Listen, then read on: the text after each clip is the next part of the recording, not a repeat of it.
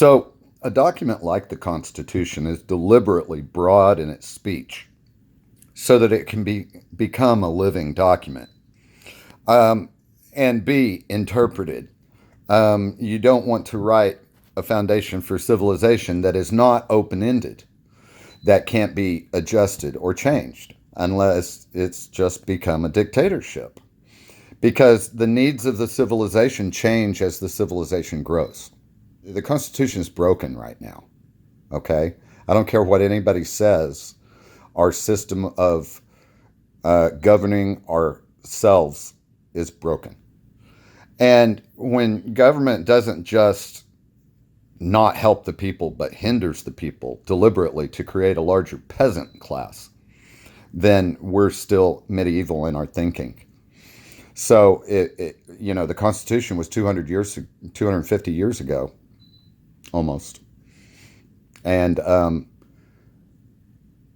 Republican leaders, they always, call on the founding fathers, call on the Bible, call on all these things that we are not properly examining. And the left will say, oh, but he was a slave owner and stuff. But that was a different world then. Slavery, we didn't invent slavery. We just industrialized it. Slavery has been going on all of human history. What America did was industrialize slavery and industrialize governing humans. That created a structure that allowed us to grow in population and govern an ever increasing population. So we do need definite structure in government, but we need equity as well. Equity for all citizens, not just the rich, not just the powerful, not just the white, not just the black, not just this or that or the other. Okay? So until we stop focusing on those narrow complaints, on those individual trees, we're going to watch the forest burn down around us. So what we need to do is kind of take a step back, take a deep breath, and think about what we can do to get ourselves out of this mess. Because I hope it's fairly obvious by now that the individual's interests are not in anybody's heart. And, there's good and bad in everybody. I'm not saying that they're intentionally out there as an axis of evil, because they're not. Even Republicans want to consider themselves good people. And they've learned to use Christianity to justify their actions, to let them not feel guilt about doing harm to others, or justifying it in such a way as, well, hey, it's about the economy. It's all about money. But while not claiming to actually worship the money. And that's actually what they're doing. They're worshiping the money and the power that comes with it. So until we put things back into their proper perspectives, a gun is a tool. Money is a tool that we use to gauge resources and energy flow. And if there's not that available to everybody, then everybody suffers, whether they know it or not. We hear there's a lot of crazy people out there that think they have the really, strong ideas. I see a lot of people connecting big words together on the internet and trying to make themselves, their voice, strong enough and powerful enough to be heard. And yet it comes through disjointed at times, because they're projecting that sense of rage and outrage and being upset, being off balance. And you cannot decide anything when you are off balance. So if we can't restore balance to our nation, we must restore balance in ourselves. Okay?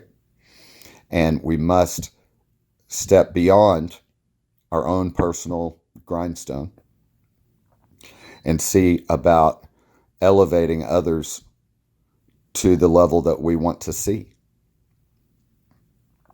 Now, not very many people have the luxury of time to care for their children or themselves because the idea of a 40-hour work week was that you would be able to make a living for your family and have prosperity and stay connected with your family.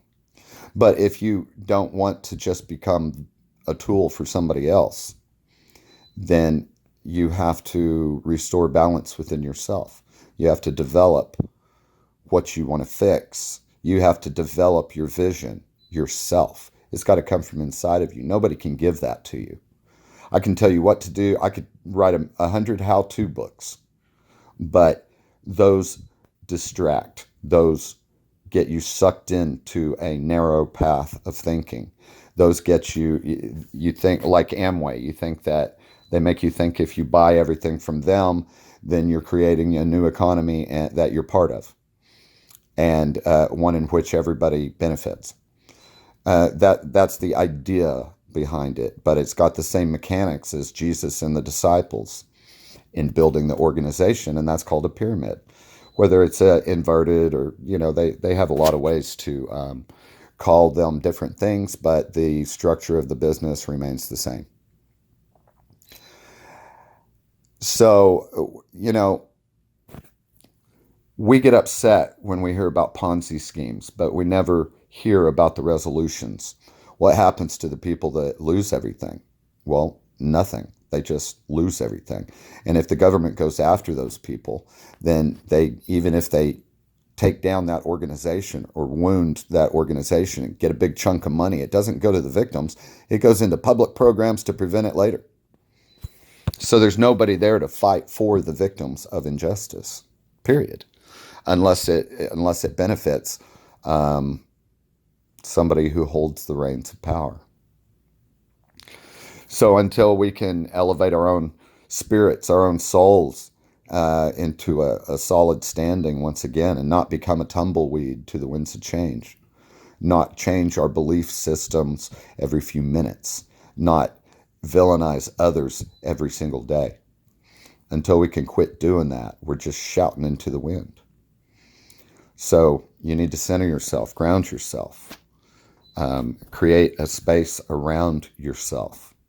Quit letting people talk to yourself.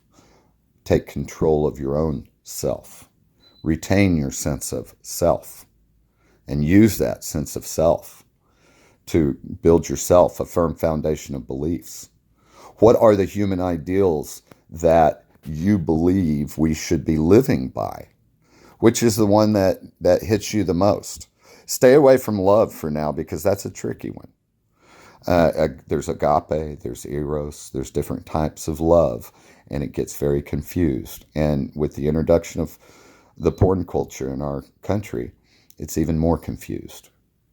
So there's a big difference there. It's easy to walk through life if you objectify others. It's hard to walk through life with a sense of empathy and to walk past somebody who's hurting and not reach out to them. That's what happens when we don't protect our own sense of self. So I'm not suggesting that everybody go out there and become Hare Krishnas or flower children, but you do need to put a comma before your belief if you're going to survive.